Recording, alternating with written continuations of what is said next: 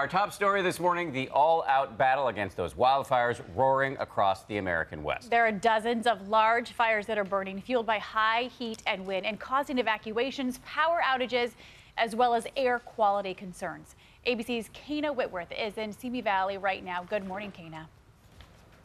Hey, Dan and Paula, good morning to you. So we have 51 large fires burning right now in the United States. And here at Ventura County Fire, they're rotating their crews out weekly and they're sending them with extra water to combat this excessive heat. But in Washington state, the fires are so out of control, they're taking out substations and power poles, leaving 9,000 people without power.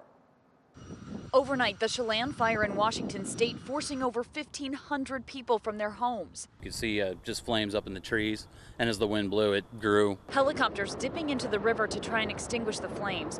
One of dozens of wildfires ravaging the American West this morning. Oregon's Canyon Creek Complex fire southeast of Portland, burning over 34,000 acres and destroying 26 homes. I just hope and pray our house will be okay. And the lightning-fueled Lawyer Complex fire in Idaho, burning at least 50 homes to the ground.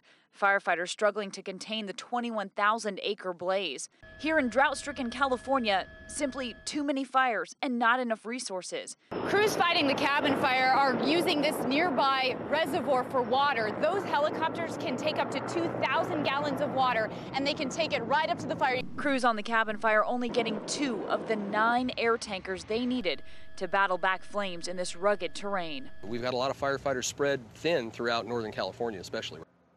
After several firefighters were sent to the hospital because of excessive heat, they're being encouraged to use things like this. It's called a cooling chair. So what they can do is they can dunk their extremities into the ice. This brings their internal temperature down in just minutes. Paula, it plays a huge role in combating heat stroke. It sure does, and they are working so hard, so tirelessly. Kayna, thank you.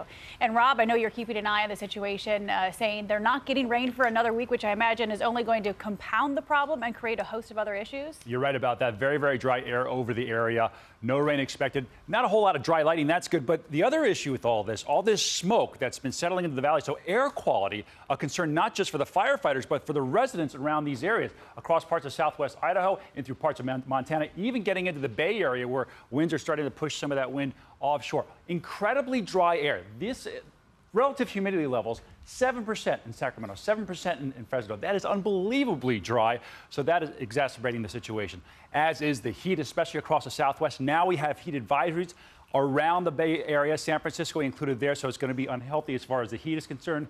And down across the southwest, heat warnings out for, I think, the third or fourth day in a row, and this continues tomorrow.